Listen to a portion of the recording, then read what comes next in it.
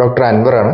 ഒരാൾ പെട്ടെന്ന് കുഴഞ്ഞു വീണു, അല്ലെങ്കിൽ തൊണ്ടയിൽ എന്തെങ്കിലും കുടുങ്ങിയിട്ട് ശ്വാസം കിട്ടുന്നില്ല, അല്ലെങ്കിൽ വെള്ളത്തിൽ വീണുപോയി, ഇലക്ട്രിക് ഷോക്ക് അടിച്ചു തുടങ്ങി നിരവധി എമർജൻസി ഘട്ടങ്ങളിൽ എല്ലാം ഈ വീഡിയോയിൽ പറയുന്ന പൊടിക്കൈകൾ അറിഞ്ഞിരുന്നാൽ നമുക്ക് അയാളുടെ ജീവൻ തന്നെ ഒരുപക്ഷെ രക്ഷിക്കാൻ പറ്റിയേക്കും.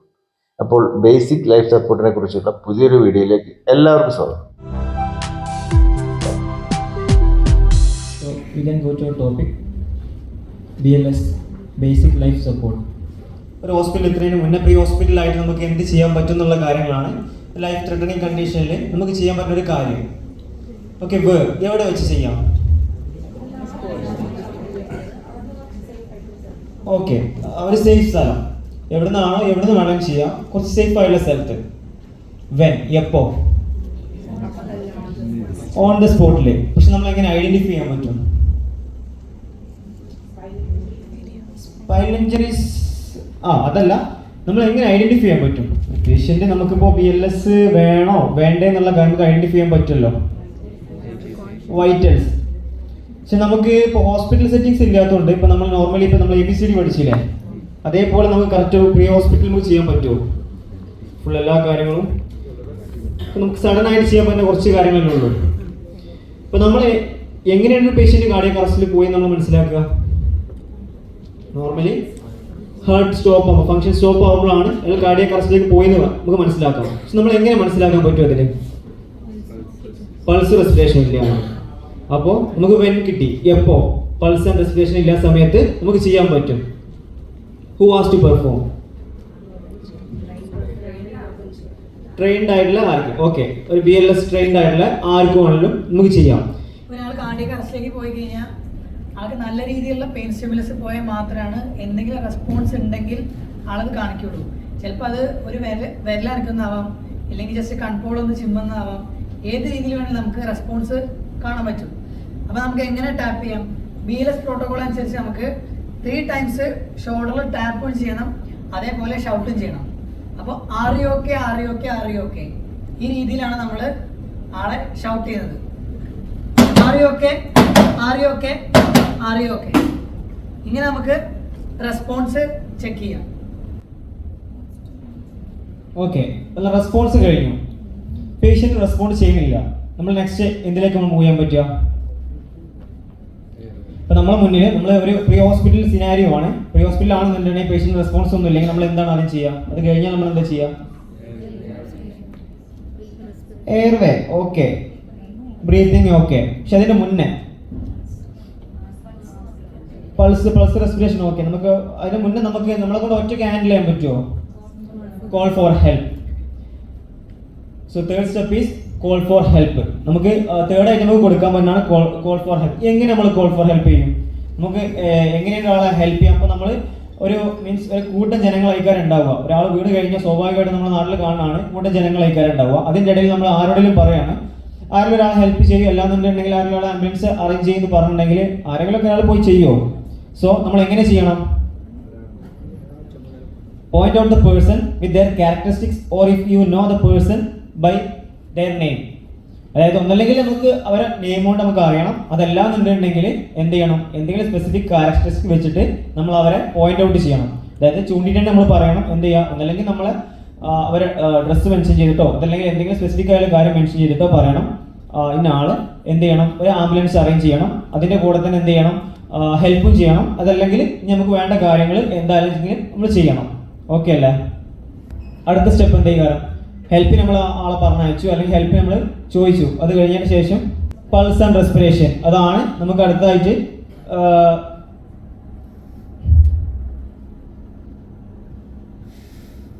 ഫോർത്ത് സ്റ്റെപ്പാണ്. Check pulse and respiration simultaneously. എന്ത് ചെയ്യുക? പൾസും റെസ്പിറേഷനും നമ്മൾ എന്ത് ചെയ്യുക? സൈമൾട്ടേനിയസ്ലി ആയിട്ട് ഒരേപോലെ സമയത്ത് ഒരേപോലെ എന്ത് ചെയ്യുക? പൾസ് റെസ്പിറേഷൻ നോക്കുക.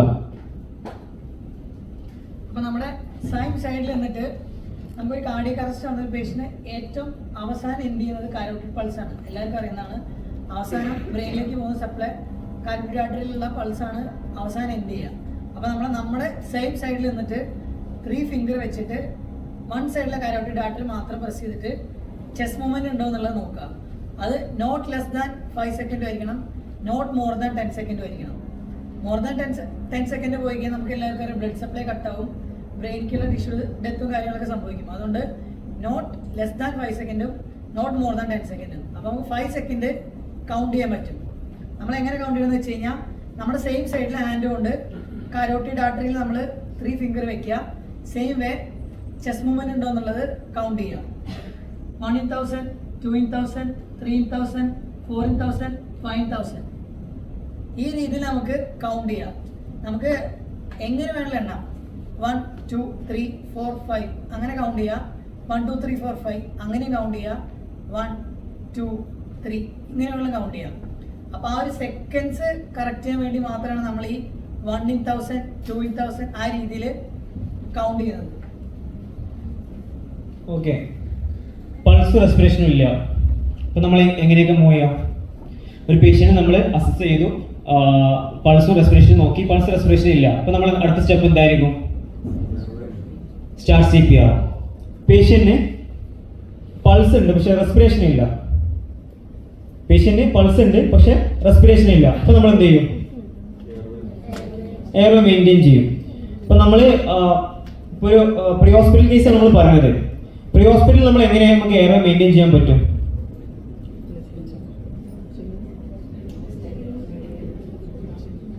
അപ്പോൾ നമുക്ക് 3 രീതിയിൽ നമുക്ക് വെന്റിലേഷൻ പ്രൊവൈഡ് ചെയ്യാം. നമുക്ക് പറയുന്ന പോലെ മൗത്ത് ടു മൗത്ത് കൊടുക്കാം, മൗത്ത് ടു പോക്കറ്റ് മാസ്ക്. ഈ സാധനം ഇപ്പം എല്ലാ ഈ ഷോപ്പിംഗ് മോൾസിൽ അതേപോലെ റെയിൽവേ സ്റ്റേഷൻ അങ്ങനത്തെ ഫസ്റ്റ് എയ്ഡുള്ള ഏരിയകളെല്ലാം ഈ ഒരു സാധനം അവൈലബിൾ ആണ്. എന്തെങ്കിലും ഒരു എമർജൻസി സിറ്റുവേഷൻ വരികയാണെങ്കിൽ നമുക്ക് ഓക്സിജൻ കൊടുക്കാനായിട്ട്. കാരണം ഇപ്പോൾ കൊറോണയും കാര്യം സിറ്റുവേഷൻ ആയതുകൊണ്ട് ഡയറക്റ്റ് നമ്മൾ മൗത്ത് ടു മൗത്ത് നമുക്ക് സേഫ് അല്ല.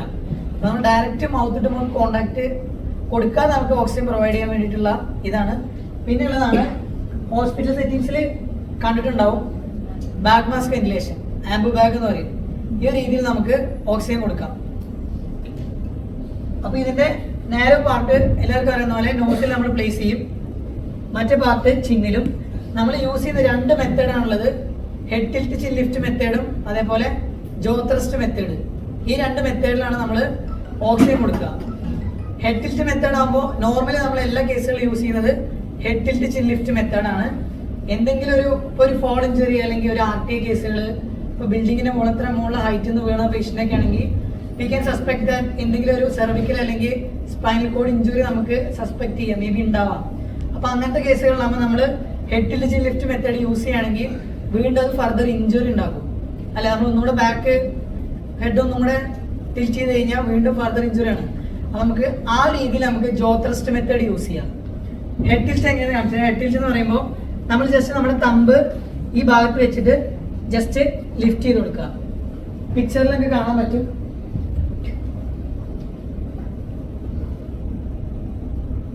ഈ ഒരു മെത്തേഡിൽ നമുക്ക് head tilt chin lift method ചെയ്യാം. ജസ്റ്റ് എയർവേ കറക്റ്റ് പ്രോപ്പറായിട്ട് പോകാൻ വേണ്ടിയിട്ട് മാത്രമാണ് നമ്മൾ ഈ ഒരു മെത്തേഡ് യൂസ് ചെയ്യുക. പിന്നെയുള്ളതാണ് ജോ ത്രസ്റ്റ് മെത്തേഡ്. ജോ ത്രസ്റ്റ് മെത്തേഡ് നമുക്ക് അറിയാം, നമ്മുടെ ഈ ബോൺ ഉണ്ടല്ലോ, ഈ ബോണിൽ നമ്മൾ ഫിംഗർ വെച്ച് ജസ്റ്റ് മുകളിലേക്ക് ലിഫ്റ്റ് ചെയ്യുക മാത്രമേ ഉള്ളൂ. അപ്പോൾ നമുക്ക് കൂടുതൽ നമ്മുടെ സെർവിക്കൽ ബോണിന് അതേപോലെ സ്പൈൻ ഇഞ്ചുറി എന്തെങ്കിലും ഫർദർ ഉണ്ടാവുകയാണെങ്കിൽ അത് നമുക്ക് പ്രിവെന്റ് ചെയ്യാനായിട്ട് പറ്റും.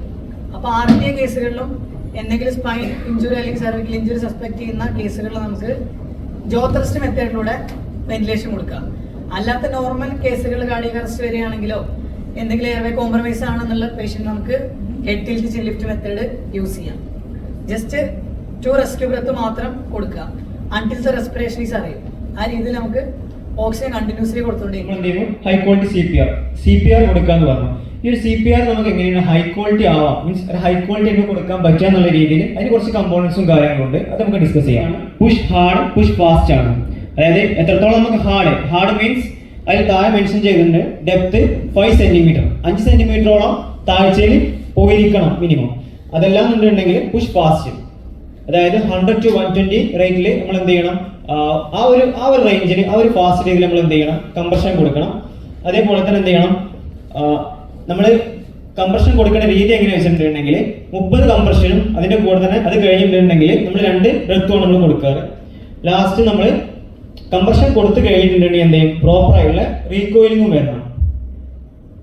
പിന്നെ മിനിമൈസ് ഇന്ററപ്ഷൻസ്, മാക്സിമം ഇന്ററപ്ഷൻസ് കുറക്കാൻ വേണ്ടി നോക്കുക. അതിൽ 10 സെക്കൻഡ്സ്, നമുക്ക് ഒരു റേഞ്ച് എന്ന് പറഞ്ഞത് 10 സെക്കൻഡ്സ് ആണ്. ഈ 10 സെക്കൻഡ്സിനുള്ളിൽ എന്ത് ചെയ്യണം, നമ്മൾ സ്വിച്ച് ചെയ്യലും കാര്യങ്ങളും എല്ലാം ചെയ്യണം എന്നുള്ളതാണ്. എല്ലാവർക്കും ഡിഫറെന്റ് ആണ്. ചിലർക്ക് റൈറ്റ് ഹാൻഡ് ആവും ഡോമിനന്റ്, ചിലർക്ക് ലെഫ്റ്റ് ഹാൻഡ് ആവും. നമ്മൾ ഏത് ഡോമിനന്റ് ഹാൻഡ് ഏതാണോ ഹാൻഡ് പ്ലേസ് ചെയ്യുക, മറ്റേ ഹാൻഡ് വെച്ച് ലോക്ക് ചെയ്യുക. നമ്മൾ എപ്പോഴും ശ്രദ്ധിക്കേണ്ട ഒരു കാര്യം എന്താ വെച്ച് കഴിഞ്ഞാൽ, നമ്മുടെ ഷോൾഡർ എപ്പോഴും സ്ട്രെയിറ്റ് ആയിരിക്കണം. Shoulder should be straight, above the patient head ആയിരിക്കണം. നമ്മൾ ഷോൾഡർ വെച്ചിട്ട്, നമുക്ക് എല്ലാവർക്കും അറിയാം, നമ്മുടെ നിപ്പിളിനെ ഒരു സ്ട്രെയിറ്റ് ലൈൻ വരച്ച് കഴിഞ്ഞാൽ, ഇമാജിനറി ലൈൻ വരച്ച് കഴിഞ്ഞാൽ നമ്മുടെ സിഫിസ്റ്റേൺ ബോൺ എല്ലാവർക്കും അറിയില്ലേ, ആ ബോണിൽ നമ്മുടെ ഹാൻഡ് പ്ലേസ് ചെയ്യുക. ഷോൾഡർ എപ്പോഴും സ്ട്രെയിറ്റ് ആക്കി വെക്കുക. We can count 1 2 3 4 5 6 7 8 9 10 11 12 13 14 15 16 17 18 19 20 21 22 23 24 25 26 27 28 29 30. ഇങ്ങനെ 30 ചെസ്റ്റ് കംപ്രഷനും അതേപോലെ എന്ത് ചെയ്യുക, 2 റെസ്റ്റ് ബ്രത്തും കൊടുക്കുക. ജസ്റ്റ് ചെറിയ രീതിയിൽ മാത്രം വെന്റിലേഷൻ കൊടുത്താൽ മതി.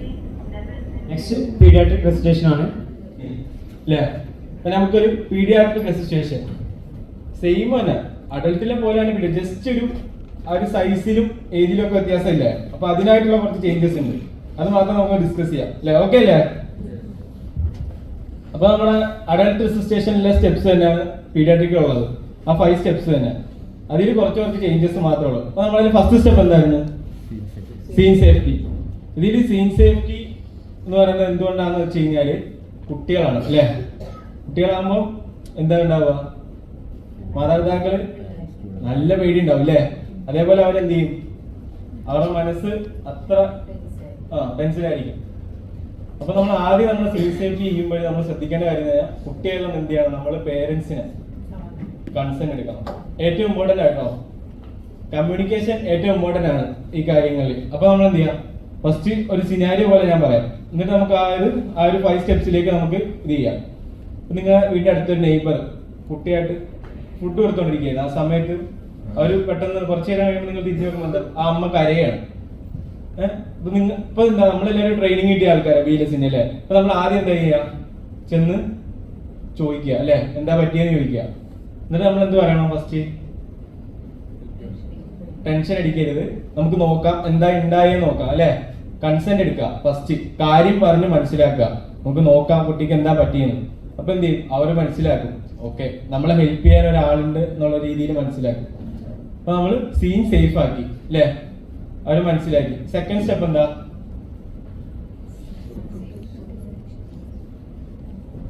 Check four response. നമ്മൾ അഡൽട്ടിൽ എങ്ങനെ റെസ്പോൺസ് ചെക്ക് ചെയ്ത്, ഷോൾഡർ ടാപ്പ് ചെയ്ത്. കുട്ടികൾ നമുക്ക് അങ്ങനെ ഷോൾഡർ ടാപ്പ് ചെയ്ത് ചെയ്യാൻ പറ്റുമോ, വൈ, ചെറുതാണ്, ഷോർട്ട് നെക്കാണ് അല്ലെ, ചെറിയ ബോഡിയാണ്. അപ്പൊ നമ്മള് എന്ത് ചെയ്യാം, എന്താ ചെയ്യണേ, ഓക്കെ കാലില് ടാപ്പ് ചെയ്ത് നോക്കുക അല്ലെ. ടാപ്പ് ചെയ്യുക അല്ലെങ്കിൽ എന്ത് ചെയ്യുക, പിഞ്ച് ചെയ്യുക അല്ലെ, ടാപ്പ് ആൻഡ് പിഞ്ച്. അപ്പൊ കുട്ടികൾ ഒന്നെങ്കിൽ കരയുന്നുണ്ടാവാം, അല്ലെങ്കിൽ എന്ത് ചെയ്യാം, കയ്യോ കാലോ അനക്കുന്നുണ്ടാവാം. മനസ്സിലാവുന്നില്ലേ. ഫസ്റ്റ് നമ്മൾ സീൻ സേഫ്റ്റി നോക്കി, രണ്ടാമത്തെ സ്റ്റെപ്പ് എന്തായിരുന്നു റെസ്പോൺസ്. അല്ലെങ്കിൽ നമ്മൾ എന്താ ചെയ്തത്, കാലില് ടാപ്പ് ചെയ്ത് നോക്കി അല്ലെ പിഞ്ച് ചെയ്ത് നോക്കി അല്ലെ. ഓക്കെ അല്ലേ, മനസ്സിലായില്ലേ. ഇവിടെ നമുക്ക് ടാപ്പ് ആൻഡ് ഷോട്ട് മെത്തേഡ് നോക്കണ്ടല്ലോ, കാരണം എന്താ, കുട്ടികളുടെ ഷോർട്ട് നെക്ക് ആയതുകൊണ്ട് നമുക്ക് അവിടെ ടാപ്പ് ചെയ്യാൻ പറ്റില്ല. അപ്പൊ നമ്മൾ എന്ത് ചെയ്തു, കാലിൽ യൂസ് ചെയ്തു, പിഞ്ച് ചെയ്തു അല്ലെങ്കിൽ ടാപ്പ് ചെയ്തു 3 ടൈംസ്. അടുത്ത സ്റ്റെപ്പ് എന്താ, കോൾ ഫോർ ഹെൽപ്പ് ചെയ്യാം. അടുത്തത് കോൾ ഫോർ ഹെൽപ്പ് എന്തായാലും വിളിക്കണം കേട്ടോ, കാരണം എന്താ, നമുക്ക് ഒരാൾക്ക് മാത്രം മാനേജ് ചെയ്യാൻ പറ്റില്ല. നമ്മളിപ്പോ ഒരു റെസ്പോൺസ് കഴിഞ്ഞാല് നമുക്ക് എന്താ ഹോസ്പിറ്റൽ സിനാരിയോയിൽ എത്തിക്കണ്ടേ, നമുക്ക് മാത്രമായിട്ട് ഇപ്പൊ നമുക്കൊരു ഇത് ചെയ്യാം, പക്ഷെ നമ്മൾ ബേസിക് ആയിട്ടുള്ള ഒരു സപ്പോർട്ട് മാത്രമേ കൊടുക്കുന്നുള്ളൂ. നമുക്ക് അത് എന്താണ് പുനർജീവിക്കാൻ എന്ത് ചെയ്യണം, ജീവിപ്പിക്കാൻ എന്ത് ചെയ്യണം, നമ്മൾ ഹോസ്പിറ്റൽ സിനാരിയോയിലേക്ക് എന്തായാലും എത്തണം. സോ നമ്മൾ കോൾ ഫോർ ഹെൽപ്പ് എന്തായാലും ചെയ്യണം. ആ സിനാരിയോ പറഞ്ഞാൽ നമുക്ക് ഒറ്റയ്ക്ക് തന്നെ എല്ലാം ചെയ്യാൻ പറ്റില്ലല്ലോ. അപ്പൊ കോൾ ഫോർ ഹെൽപ്പ് ഒരിക്കലും നടക്കില്ല, അതൊരു ഇമ്പോർട്ടന്റ് സ്റ്റെപ്പാണ്. നമ്മുടെ അടുത്ത സ്റ്റെപ്പാണ് പൾസ് ആൻഡ് റെസ്പിറേഷൻ ചെക്ക് ചെയ്യാന്നുള്ളത്. അപ്പൊ നമ്മൾ പൾസും റെസ്പിറേഷനും ചെക്ക് ചെയ്യുന്ന അഡൽട്ടിൽ നമ്മൾ ഇവിടെ ചെക്ക് ചെയ്ത കാരോട്ടിഡ് പൾസ്.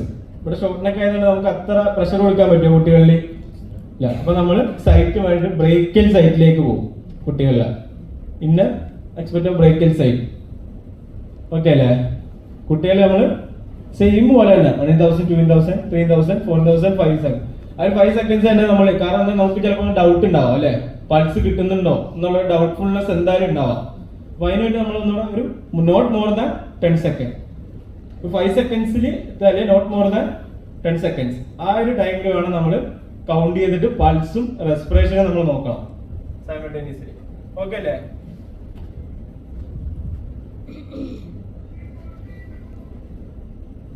ഇതിൽ നമുക്ക് നേരത്തെ നമ്മുടെ ഡെപ്ത് എത്ര ആയിരുന്നു? ഒരു 5 സെന്റിമീറ്റർ പോകണം എന്നായിരുന്നു അല്ലേ? ഇതിലും ഒരു 4 സെന്റിമീറ്റർ ഡെപ്ത് എങ്കിലും പോകണം, എന്നാലല്ലേ ആ ഒരു കംപ്രഷൻ പോകുന്ന പോലെ എന്ത് ചെയ്യണം, റീകോയിൽ ചെയ്യുകയും വേണം.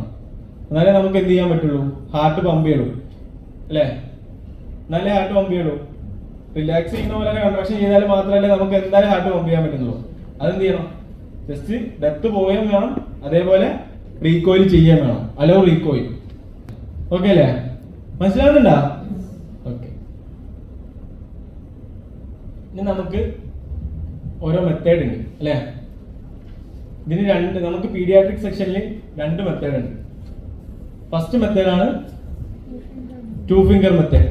2 ഫിംഗർ മെത്തേഡില് 1 റെസ്ക്യൂർ. 2 ഫിംഗർ മെത്തേഡിൽ 1 റെസ്ക്യൂർ ഉള്ളപ്പോഴാണ് നമ്മൾ യൂസ് ചെയ്യുന്നത് എന്ത്, 2 ഫിംഗർ മെത്തേഡ്. ഓക്കെ, നമുക്ക് അതൊന്ന് ചെയ്ത് നോക്കാം, എന്നിട്ട് നമുക്ക് അടുത്ത മെത്തേഡിലേക്ക് പോവാം. ഓക്കെ അല്ലേ? മനസ്സിലാവില്ലേ? ഓക്കെ.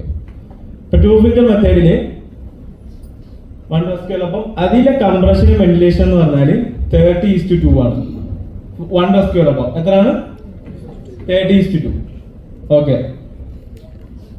ഒന്ന് ഡെമോൺസ്ട്രേറ്റ് ചെയ്ത് കാണിക്കും. ഇതായാലും ശ്രദ്ധിച്ചോളൂ കേട്ടോ. 2 റെസ്ക്യൂർ ഉള്ള കേസിൽ നമ്മൾ എന്ത് ചെയ്യണം, നമ്മൾ 2 ഫിംഗർ ഉപയോഗിച്ചിട്ട് എന്ത് ചെയ്യണം, സെയിം ലൊക്കേഷൻ തന്നെ നമ്മൾ ചെസ്റ്റിന്റെ മിഡിലായിട്ട് എന്ത് ചെയ്യണം, 2 ഫിംഗർ പ്ലേസ് ചെയ്തിട്ട് സെയിം വേയിൽ തന്നെ നമ്മൾ എന്ത് ചെയ്യണം, നമ്മൾ മറ്റേ കൈ കൊണ്ട് എന്ത് ചെയ്യണം, ബേബിയുടെ ഹെഡ് നമ്മൾ ഹോൾഡ് ചെയ്യണം. എന്നിട്ട് എന്ത് ചെയ്യണം, 30 പ്രാവശ്യം നമ്മൾ എന്ത് ചെയ്യണം, കംപ്രഷൻ കൊടുക്കണം. നമ്മൾ എന്തുകൊണ്ടാണ് ഹെഡ് ഹോൾഡ് ചെയ്യണം എന്ന് പറഞ്ഞ അവിടെ? എന്തുകൊണ്ടാണ് ഹെഡ് ഹോൾഡ് ചെയ്യണം എന്ന് പറഞ്ഞത്? അതെ, ഗുഡ്, കറക്റ്റ് ആട്ടോ. എന്താന്ന് പറഞ്ഞാൽ കുട്ടികളല്ലേ, തല കുറച്ചിട്ടുണ്ടാവില്ല അല്ലെ? അപ്പൊ എന്താ ചെയ്യാ, തല മൂവ് ചെയ്യുമ്പോൾ എന്ത് ചെയ്യാം, അവർക്ക് ആ സ്പൈൻ ഇഞ്ചുറികൾ കാര്യങ്ങൾ ഉണ്ടാവും. സോ നമ്മൾ കംപ്രഷൻ കൊടുക്കുന്ന സമയത്ത് എന്ത് ചെയ്യണം, ഹെഡും കൂടെ ഹോൾഡ് ചെയ്യണം. ഓക്കെ അല്ലേ? 1, 2, 3, 4, 5, 6, 7, 8, 9, 10, 11, 12, 13, 14, 15, 16, 17, 18, 19, 20, 21, 22, 23, 24, 25, 26, 27, 28, 29, 30.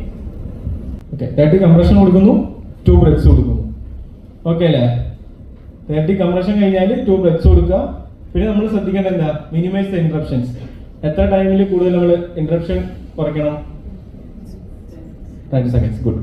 അപ്പൊ എന്താ, 10 സെക്കൻഡ്സിനുള്ളിൽ നമ്മൾ മിനിമൈസ് ഇന്ററപ്ഷൻ കൊടുക്കുക, ബ്രെത്ത്സ് കൊടുക്കുക, നേരെ കംപ്രഷൻ സ്റ്റാർട്ട് ചെയ്യുക. ഓക്കെ അല്ലേ? ഇതാണ് എന്ത് ചെയ്യുക, 1 റെസ്ക്യൂർ മെത്തേഡില് ശ്രദ്ധിക്കേണ്ട കാര്യം, കംപ്രഷൻ കൊടുക്കുന്ന പൊസിഷൻ, പിന്നെ ഹെഡ് ഹോൾഡ് ചെയ്യേണ്ടത്. അതിന്റെ ഇമ്പോർട്ടൻസ് എന്താണെന്ന് അറിയില്ലേ? ഒന്ന് നമ്മൾ പൊസിഷൻ മാറി കഴിഞ്ഞാൽ എന്ത് ചെയ്യാം, റിഫ്രാക്ചറും കാര്യങ്ങളും ഉണ്ടാവും. ഹെഡ് ഹോൾഡ് ചെയ്തില്ലെങ്കിൽ സ്പൈനൽ ഇഞ്ചുറീസിനേക്ക് ഇരിക്കാം. ഓക്കെ അല്ലേ? നെക്സ്റ്റ് തം എൻസർക്കിളിംഗ് മെത്തേഡ് എന്ന് പറയും. അപ്പൊ നമ്മൾ 2 റെസ്ക്യൂർ ഉണ്ടാകുമ്പോഴാണ് നമ്മളത് ചെയ്യുക.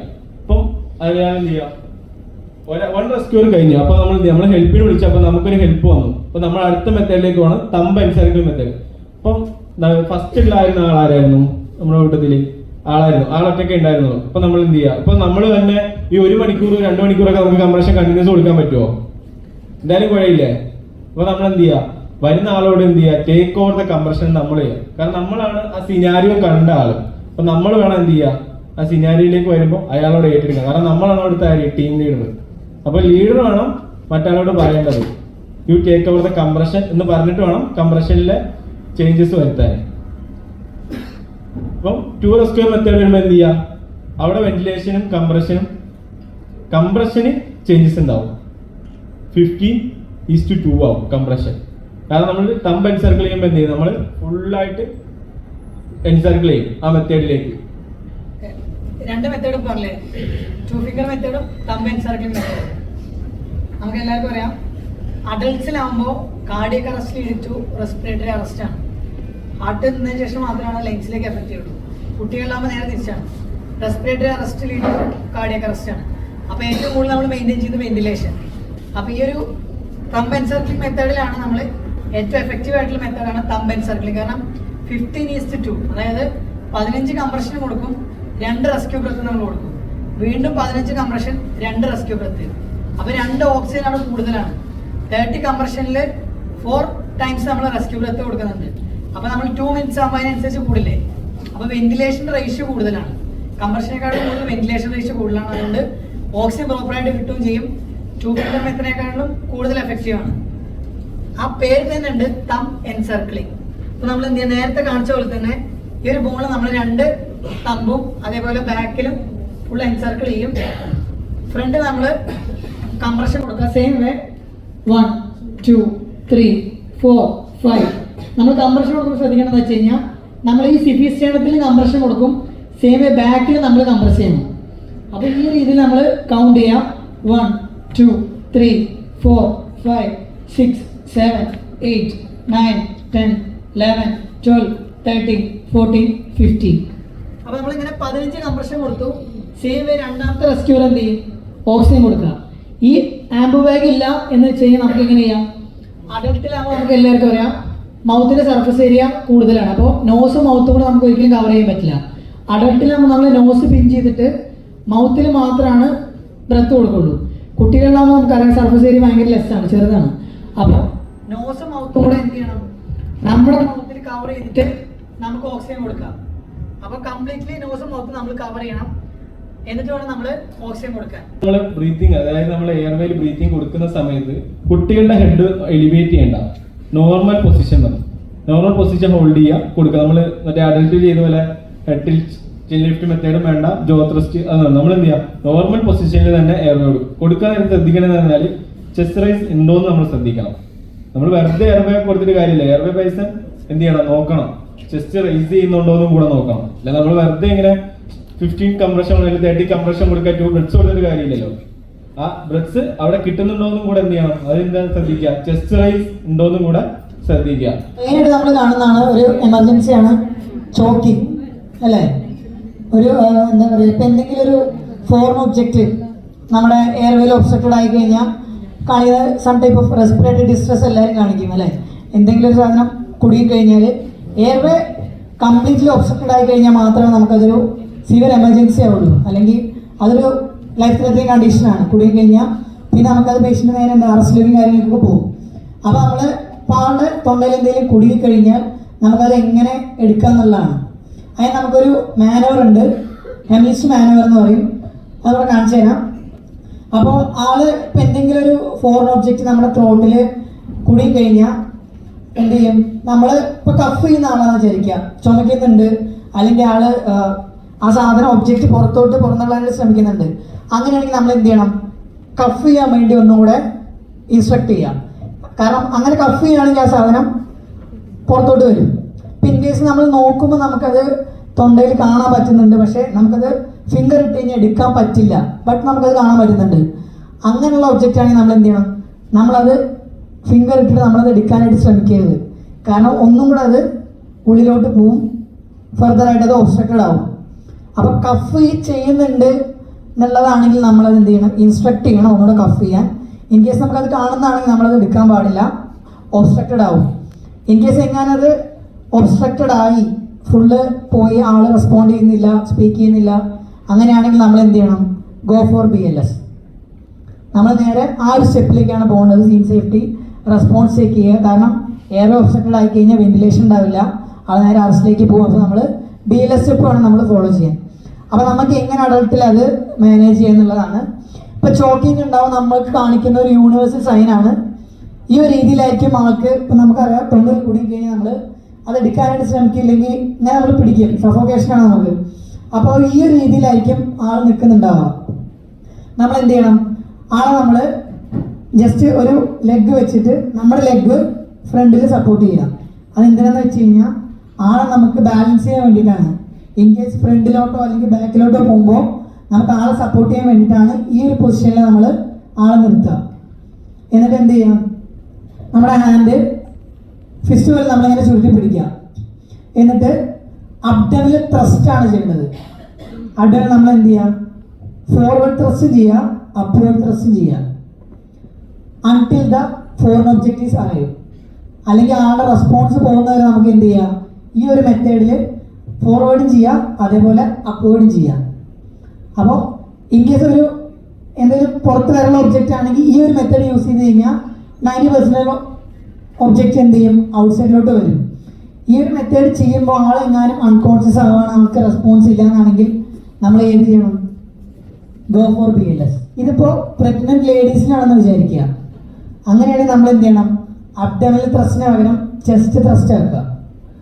ഇത് നമ്മൾ അബ്ഡമിനാണ് കൊടുക്കുക, അത് നമ്മൾ നേരെ എന്ത് ചെയ്യാം, ചെസ്റ്റിലേക്ക് ആക്കുക ത്രസ്റ്റ്. സെയിം മെത്തേഡ് തന്നെ, ഈ ഒരു മെത്തേഡിൽ തന്നെ ചെയ്യാം. ഇനിയിപ്പോൾ അത് കുട്ടികളിലാണെന്ന് വിചാരിക്കുക. കുട്ടികളിലാണെങ്കിൽ ഇപ്പോൾ ഒരു പ്രീ സ്കൂളേഴ്സ് അല്ലെങ്കിൽ ആ രീതിയിലാണെങ്കിൽ നമ്മൾ എന്ത് ചെയ്യണം, ചെയ്യുന്ന മെത്തേഡെല്ലാം സെയിം. നമ്മൾ ഹൈറ്റ് ഡിഫറൻസ് ഉണ്ടാവില്ലേ, ഇത്ര ഹൈറ്റൊക്കെ ഉണ്ടാവുള്ളൂ. അപ്പോൾ നമ്മൾ എന്ത് ചെയ്യും, ഒന്ന് മുട്ടുകുത്തി നിന്നിട്ട് ബെൻഡ് ചെയ്തിട്ട് സെയിം മെത്തേഡ് തന്നെ ചെയ്യാം. ഇനി ഇൻഫൻ്റാന്ന് വിചാരിക്കുക, അപ് ടു 1 year ഏജിലുള്ള കുട്ടികളാണെങ്കിൽ നമ്മൾ യൂസ് ചെയ്യുന്നത് വേറെ മെത്തേഡാണ്. അപ്പോൾ നമുക്ക് അതിൽ യൂസ് ചെയ്യുന്നത് 5 ചെസ്റ്റ് ത്രസ്റ്റും 5 ബാക്ക് സ്ലാപ്പുമാണ്. 5 ചെസ്റ്റ് ത്രസ്റ്റ് 5 ബാക്ക് സ്ലാപ്പ്. അങ്ങനെയാണ് നമ്മൾ ഇൻഫൻറ്റിന് അല്ലെങ്കിൽ പീഡിയാട്രിക്കിന് നമ്മൾ ചെയ്യുന്ന രീതി. അപ്പോൾ നമ്മൾ എന്ത് ചെയ്യണം, ഈ ഒരു മെത്തേഡിൽ വേണം ആളെ എത്താനായിട്ട്. ഈ ഒരു മെത്തേഡ് വെച്ചിട്ട് നമ്മുടെ ഒരു ഹാൻഡ് വെച്ചിട്ട് കുട്ടീനെ സപ്പോർട്ട് ചെയ്യുക, ഹെഡും അതേപോലെ സപ്പോർട്ട് ചെയ്യുക. ഈ ലെഗ് നമ്മളിങ്ങനെ ബെൻഡ് ചെയ്യാൻ കാരണം ആ ഗ്രാവിറ്റേഷൻ പുള്ളുകൊണ്ട് ആ ഒബ്ജക്റ്റിന് പുറത്തേക്ക് വരാൻ വേണ്ടിയിട്ടാണ് ഈ ഒരു മെത്തേഡ് യൂസ് ചെയ്യുക. എന്നാൽ നമ്മൾ എന്ത് ചെയ്യുക, 5 ബാക്ക് ത്രസ്റ്റ് കൊടുക്കുക. നമ്മൾ നേരത്തെ കംപ്രഷൻ കൊടുത്തില്ലേ, സെയിം വേ 5 പ്രാവശ്യം കൊടുക്കുക. 1 2 3 4 5 ഇങ്ങനെ 5 കൊടുക്കുക. എന്ത് ചെയ്യുക, പെട്ടെന്ന് തന്നെ പതുക്കെ ആളെ ഇപ്പുറത്തെ ലെഗിലേക്ക് കിടത്തുക ഈ ഒരു പൊസിഷനിൽ. എന്നിട്ട് എന്ത് ചെയ്യുക, എപ്പോഴും ശ്രദ്ധിക്കേണ്ട കാര്യം, മൗത്ത് ഷുഡ് ബി ഓപ്പൺ.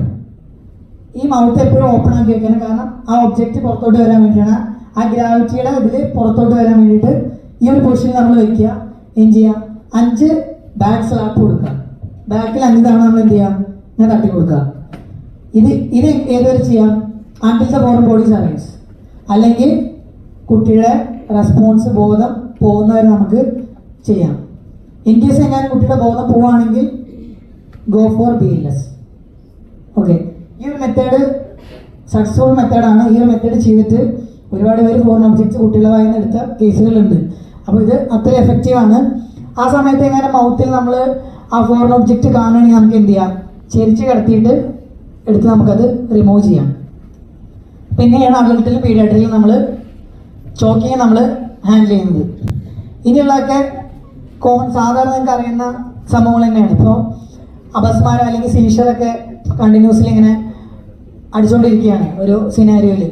അങ്ങനെ ആകുമ്പോൾ എങ്ങനെയാണ് നമ്മളത് ടാക്കിൾ ചെയ്യും, കണ്ടിന്യൂസ്ലി നമുക്ക് ഒരാൾക്ക് ഇപ്പോൾ സീഷർ കണ്ടിന്യൂസ്ലി അടിച്ചുകൊണ്ടിരിക്കുകയാണ്. അപ്പോൾ നമ്മളെങ്ങനെ അത് ഹാൻഡിൽ ചെയ്യും, എങ്ങനെ നമുക്കങ്ങനെ ചെയ്യാം. അപ്പോൾ ആ ഒരു ടൈമിംഗ് ഉണ്ടാവും, ഒരു 1 to 2 minutes കണ്ടിന്യൂസ്ലി അങ്ങനെ ആൾ അടിച്ചുകൊണ്ടിരിക്കുകയാണ്, സീഷർ നമുക്ക് വന്നുകൊണ്ടിരിക്കുകയാണെങ്കിൽ നമ്മൾ എന്ത് ചെയ്യണം, ആ അങ്ങനെ കണ്ടിന്യൂസ്ലി അടിച്ചുകൊണ്ടിരിക്കുന്ന ആളെ നമ്മൾ സഡനായിട്ട് പിടിച്ച് നിർത്താനായിട്ട് ശ്രമിക്കരുത്. ആളെ കൺട്രോൾ ചെയ്യാനായിട്ട് നോക്കരുത്. എന്തെങ്കിലും ഒരു ഫോറിൻ ഒബ്ജക്ട്സോ അല്ലെങ്കിൽ ഇപ്പോൾ പലരും ചെയ്യുന്ന കണ്ടിട്ടുണ്ട്, താക്കോൽ കൊടുക്കുക അല്ലെങ്കിൽ എന്തെങ്കിലുമൊക്കെ ഒരു ഒബ്ജക്റ്റ് കൊടുത്തിട്ട് അത് കൺട്രോൾ ചെയ്യാനായിട്ട് ശ്രമിക്കാറുണ്ട്. അങ്ങനെയുള്ള കാര്യങ്ങളൊന്നും ചെയ്യാതെ നമ്മൾ എന്ത് ചെയ്യണം, ആളെ ഒരു ഫ്ലാറ്റ് സർഫസിലേക്ക് ആളെ മാറ്റി കിടത്താം. നമുക്ക് എന്ത് ചെയ്യാം, ബാക്ക് അല്ലെങ്കിൽ ഹെഡ് സപ്പോർട്ട് ചെയ്യാം. കാരണം ആ സീഷർ അടിക്കുന്ന സമയത്ത് ചിലപ്പോൾ ഹെഡ് കൊണ്ട് തറയിൽ ഹിറ്റ് ചെയ്ത് കഴിഞ്ഞാൽ അങ്ങനെ ബ്ലീഡ് ആവും. അപ്പോൾ ഹെഡ് ഇഞ്ചുറി പ്രിവെൻറ്റ് നമുക്ക് എന്ത് ചെയ്യാം, തല സപ്പോർട്ട് ചെയ്ത് കൊടുക്കുക, എന്നിട്ട് ജസ്റ്റ് ഫ്രീ ആക്കി വിടാം. എന്തെങ്കിലും ടൈറ്റ് ക്ലോത്തിങ്ങോ കാര്യങ്ങളൊക്കെ ഉണ്ടെങ്കിൽ നമുക്കത് ലൂസാക്കി വിടാം. ആ സമയത്ത് ഇപ്പോൾ സീഷർ അടിക്കുമ്പോൾ ചിലപ്പോൾ നോരയും പാതൊക്കെ വായന്ന് വരുന്നുണ്ടാവും. അങ്ങനെ നമ്മൾ പാനിക് ആവാൻ നമ്മൾ എന്ത് ചെയ്യണം, ലെഫ്റ്റ് ലാറ്ററൽ പൊസിഷൻ കൊടുക്കാം. ഇൻ കേസ് ഡ്രൗണിങ് കേസുകളാണെന്ന് വിചാരിക്കുക, നിയർ ഡ്രൗണിങ്, അതായത് ഇപ്പോൾ ഒരാൾ നമ്മൾ എവിടെയെങ്കിലും പോകുന്ന സമയത്ത് ഇങ്ങനെ എന്തെങ്കിലും ഒരു കേസിൽ ആളിങ്ങനെ സം ടൈപ്പ് ഓഫ് ഡിസ്ട്രെസ് കാണിച്ചുകൊണ്ടിരിക്കുകയാണ്, വെള്ളത്തിൽ കിടന്നിട്ട് മുങ്ങുന്നുണ്ട്, പക്ഷെ ആൾ ഫുൾ ഡ്രൗണിങ് ആയിട്ടില്ല, വെള്ളത്തിൽ മുങ്ങി പോയിട്ടില്ല, ബട്ട് ആളിങ്ങനെ കൈകാലിട്ട് അടിക്കുകയാണ്, റെസ്പിറേറ്ററി ഡിസ്ട്രെസ് ഇങ്ങനെ കാണിച്ചുകൊണ്ടിരിക്കുകയാണ്, നമുക്ക് നിയർ ഡ്രൗണിങ് എന്ന് പറയാം. അപ്പം അങ്ങനത്തെ കേസുകൾ നമുക്ക് ആളെങ്ങനെ രക്ഷിക്കാൻ പറ്റും, അതിന് സിനാരി കണ്ടു കഴിഞ്ഞാൽ അപ്പൊ ഇവിടെ നമ്മൾ ശ്രദ്ധിക്കേണ്ട കാര്യം എന്താ, ഇവിടെയാണ് മെയിൻ നമ്മൾ BLS പഠിച്ച സ്റ്റെപ്പ്, സീൻ സേഫ്റ്റി. ആദ്യം നമ്മുടെ സേഫ്റ്റി. കാരണം ഒരാളിപ്പോൾ അങ്ങനെ കിടക്കുകയാണ്, നമ്മൾ ചിലപ്പോൾ അത്ര ഇതിലായിരിക്കും പോവുക, ആൾ രക്ഷിക്കണം എന്നുള്ള മൈൻഡിലായിരിക്കും എല്ലാവർക്കും. പക്ഷെ ആരും നീന്തൽ അറിയാത്ത ഒരാൾ ചെന്ന് വെള്ളത്തിൽ ഇറങ്ങി കഴിഞ്ഞാൽ ആളും പോവും അല്ലേ, 2 ജീവൻ പോവും. അപ്പോൾ നമ്മൾ എന്ത് ചെയ്യണം, അത്രയും ട്രെയിൻഡ് ആണെങ്കിൽ ഓക്കെ, അല്ലാന്നുണ്ടെങ്കിൽ നമുക്ക് എന്തെങ്കിലും അടുത്തുനിന്ന് ഒരു കയറോ എല്ലാം കിട്ടുകയാണെങ്കിൽ അങ്ങനെ സപ്പോർട്ട് ചെയ്യാൻ പറ്റും, ഇട്ട് കൊടുക്കാം. അല്ലെങ്കിൽ വേറെ ആളുണ്ടെങ്കിൽ മേ ബി നീന്തൽ അറിയുന്ന ആളാണെങ്കിൽ ആളോട് രക്ഷിക്കാൻ പറയാം. പക്ഷെ നമുക്ക് നീന്തൽ അറിയാം, പക്ഷെ പിന്നെ ശ്രദ്ധിക്കേണ്ട കാര്യങ്ങളുണ്ട്. നല്ല സൈസുള്ള ഒരാളാണ് വെള്ളത്തിൽ കിടക്കുന്നത് വിചാരിക്കുക, നമുക്ക് ആൾ എടുക്കാനുള്ള എനർജി ഇല്ലെങ്കിൽ എന്ത് ചെയ്യും, ആ പോയ ആൾ നമ്മളെ വലിച്ച് വെള്ളത്തിൽ ഇടും അല്ലേ. അപ്പൊ നമുക്ക് ആളെങ്ങനെ ടേക്ക് ചെയ്യാം, നമുക്ക് ഹെയർ വെച്ചിട്ട് നമുക്ക് ആളുടെ ഫ്രണ്ടിലൂടെ പോയതിനു ശേഷം മാത്രമാണ് നമ്മൾ ഇൻ കേസ് രക്ഷിക്കുകയാണെങ്കിൽ ചെയ്യേണ്ടത്. അല്ലെങ്കിൽ ആളുടെ ഹെയർ വെച്ചിട്ട് വലിക്കുകയെ അങ്ങനെ നമ്മൾ ആളെ രക്ഷിക്കാൻ നോക്കണം. ഇൻ കേസ് ആളെ നമ്മൾ കരയിലേക്ക് മാറ്റി കിടത്തിയതിന് ശേഷം ആൾക്ക് ബോധമില്ല എന്ന് വിചാരിക്കുക, അപ്പൊ നമ്മൾ എന്ത് ചെയ്യണം, CPR. ആൾ അത്രയും വെള്ളം കുടിച്ചിട്ടുണ്ടാവും അല്ലേ, വയറ് ഫുള്ളതായിരിക്കും. നമ്മൾ അബ്ഡോമിനിൽ ത്രസ്റ്റ് ചെയ്യേണ്ട ആവശ്യമുണ്ടോ, അല്ലെങ്കിൽ അബ്ഡോമിനിൽ കംപ്രഷൻ കൊടുക്കേണ്ട ആവശ്യം ഉണ്ടോ?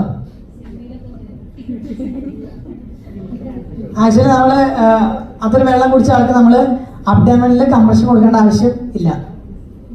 കാരണം വെള്ളം കുടിക്കുന്നതുകൊണ്ട് കുഴപ്പമില്ല, അത് ലങ്സിലേക്ക് ആസ്പിറേറ്റ് ആയാൽ മാത്രമാണ് പ്രോബ്ലം ഉള്ളൂ. അത്ര വെള്ളം ലങ്സിലേക്ക് ആസ്പിറേറ്റ് പോയി കഴിഞ്ഞാലാണ് പ്രോബ്ലം. അപ്പോൾ നമ്മൾ അബ്ഡോമിനിൽ കംപ്രഷൻ കൊടുക്കേണ്ട ആവശ്യം ഇല്ല.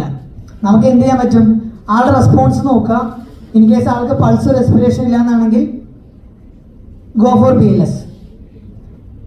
CPR നമുക്ക് കണ്ടിന്യൂ ചെയ്യാം.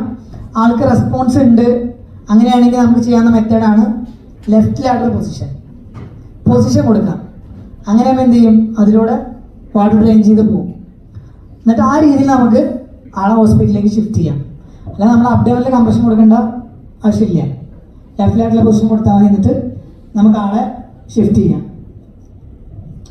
ഇൻ കേസ് ബ്ലീഡിങ് ആവുമെന്ന് വിചാരിക്കുക, എന്തെങ്കിലും ഒരു കട്ട് കയ്യിൽ ഇൻ കേസ് ഓഫ് ബ്ലീഡിങ്, അങ്ങനെയാണെങ്കിൽ നമ്മൾ എങ്ങനെ ചെയ്യാം, നമുക്ക് കോമൺ ആയിട്ട് അറിയുന്ന കാര്യങ്ങളാണ്.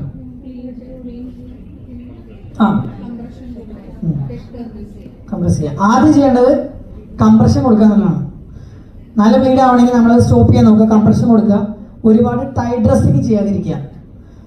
അതേപോലെ തന്നെ അങ്ങനെ ടൈറ്റ് ഡ്രസ്സിങ് കൊടുത്തു, പിന്നെ ബാക്കി ഭാഗത്തേക്കുള്ള സർക്കുലേഷൻ എങ്ങാനും പോയി കഴിഞ്ഞാൽ അവിടെ മൊത്തത്തിൽ നെക്രോസിസ് ആവും, ഫുൾ പോവും. അപ്പോൾ നമ്മൾ എന്ത് ചെയ്യുക, ടൈറ്റ് ഡ്രസ്സിങ് കൊടുക്കാതിരിക്കുക.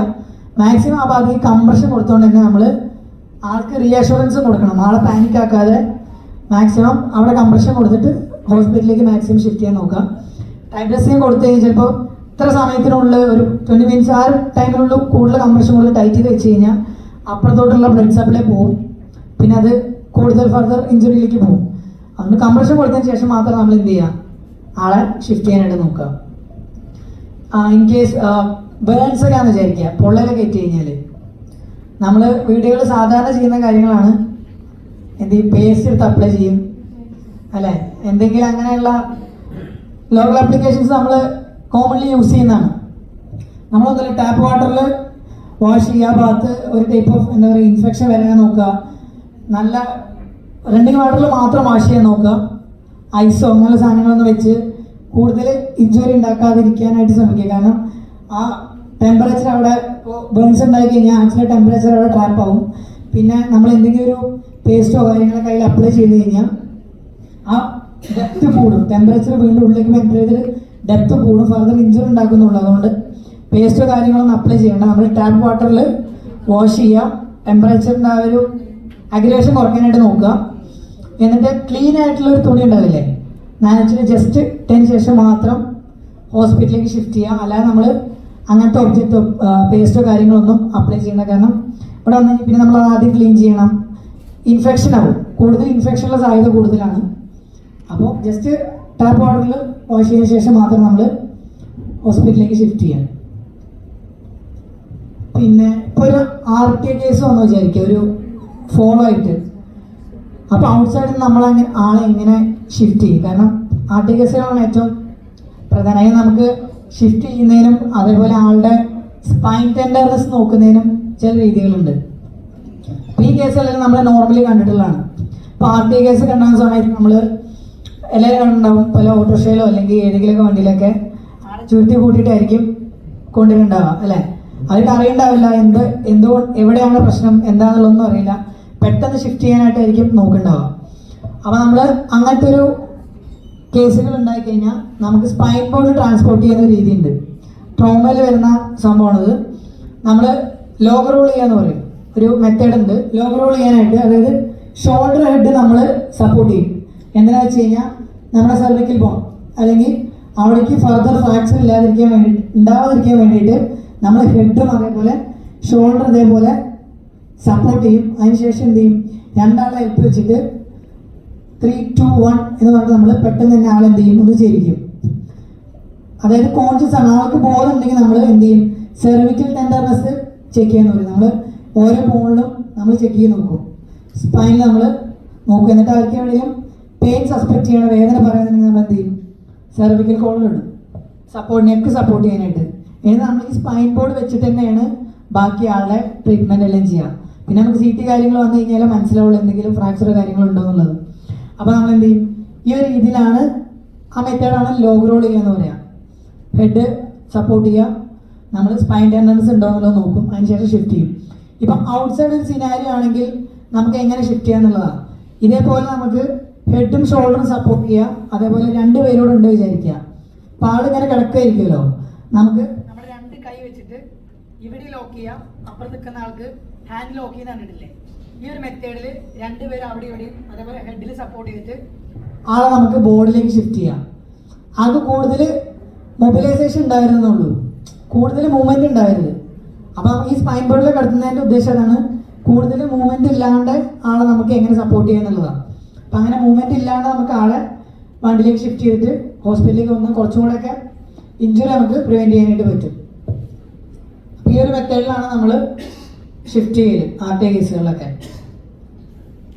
അപ്പോൾ ഇതൊക്കെയാണ് പ്രധാനപ്പെട്ട കോമൺ എമർജൻസീസ്. ബാക്കിയൊക്കെ ഇപ്പോൾ ഈ ഡോഗ് ബൈറ്റ് ആയാലും സ്നേക്ക് ബൈറ്റ് ആയാലും എല്ലാവർക്കും അറിയുന്നതാണ്. നമ്മൾ സോപ്പ് ആൻഡ് വാട്ടർ വെച്ച് വാഷ് ചെയ്യും, ഹോസ്പിറ്റലിലേക്ക് ഷിഫ്റ്റ് ചെയ്യും. Electric shock, okay. ഇപ്പോൾ നമുക്ക് ഇലക്ട്രിക് ഷോക്കിൽ ഒരാളിപ്പോൾ ഷോക്ക് അടിച്ചുകൊണ്ടിരിക്കുകയാണ്. ഫസ്റ്റ് നമ്മൾ പ്രൈമറായിട്ട് ചെയ്യേണ്ട ഇതെന്തായിരിക്കും, ഫസ്റ്റ് നമ്മൾ സപ്ലൈ കട്ട് ചെയ്യുക, മെയിൻ സ്വിച്ച് ഓഫ് ചെയ്യുക എന്നുള്ളതാണ് ഫസ്റ്റത്തെ പ്രൈമറി ആയിട്ടുള്ളത്. എന്ത് ചെയ്യുക, സപ്ലൈ കട്ട് ചെയ്യുക, KCBയിലേക്ക് നമ്മൾ വിളിച്ച്. ഇപ്പോൾ വീട് ഹൗസ് ഹോൾഡ് സെറ്റിങ്സിലേക്കാണെങ്കിൽ ഓക്കെ, വലിയൊരു സിനാരിയിലേക്ക് നമ്മൾ എന്ത് ചെയ്യണം, KCB നമ്മൾ ഇൻഫോം ചെയ്യണം അങ്ങനെ സിനാരി ഉണ്ട്, അവിടുന്ന് മൊത്തത്തിലുള്ള സപ്ലൈ നമ്മൾ കട്ട് ചെയ്യാനായിട്ട് പറയണം. മെയിൻ സ്വിച്ച് നമ്മൾ ഓഫ് ചെയ്യുക. അപ്പോൾ വീടുകളാണ് മെയിൻ സ്വിച്ച് ഓഫ് ചെയ്യുക. അപ്പോൾ ആള് ഇങ്ങനെ എന്താ പറയുക, അപ്പോൾ ഒരു ഫിംഗറാണ് ആ ഹോൾഡറിൽ കണക്ട് ചെയ്തിരിക്കുന്നത് വിചാരിക്കുക. ആൾ നമ്മൾ നേരെ പോയിട്ട് ഒരു എന്താ പറയുക ഇൻസുലേറ്റേഴ്സ് വെച്ചിട്ട് അടിക്കാൻ പാടില്ല. കാരണം അങ്ങനെ അടിച്ചു കഴിഞ്ഞാൽ ചില നമ്മൾ ചാക്കോ അല്ലെങ്കിൽ ഇപ്പോൾ അടുത്ത് വിറകോ എല്ലാം കിട്ടുന്ന വെച്ചാൽ അതൊക്കെ വെച്ചായിരിക്കും ആളെ അടിക്കുന്നുണ്ടാവുക, ആ ഒരു കണക്ഷൻ പിടിക്കാൻ. ആ അടിക്കുന്നത് കൊണ്ട് ആൾക്ക് ഇഞ്ചുറി ഉണ്ടാവും. നമ്മൾ എന്ത് ചെയ്യണം, ആ കണക്ഷൻ മാത്രം പിടിക്കുക എന്നുള്ളതുള്ളൂ. അതിന് നമുക്ക് ചെറിയ എന്തെങ്കിലും മെറ്റീരിയൽ വെച്ചിട്ട് ആളെ കണക്ഷൻ പിടിക്കുക. എന്തായാലും ഓൾറെഡി ഷോക്ക് അടിച്ച് ഞങ്ങൾ ബോധം പോകും. അങ്ങനെ ബോധം പോയി കഴിഞ്ഞാൽ നമ്മൾ ഇങ്ങനെ ഏത് മെത്തേഡ് യൂസ് ചെയ്യണം, BLS ABC നമ്മൾ BLSലേക്ക് പോവാം. റെസ്പോൺസ് ചെക്ക് ചെയ്യുക, ഹെൽപ്പിന് വിളിക്കുക, പൾസർ റെസ്പിറേഷൻ നോക്കുക. മീൻസ് പൾസർ റെസ്പിറേഷൻ ഇല്ലാന്നുണ്ടെങ്കിൽ നമ്മൾ എന്ത് ചെയ്യണം, ഗോ ഫോർ CPR.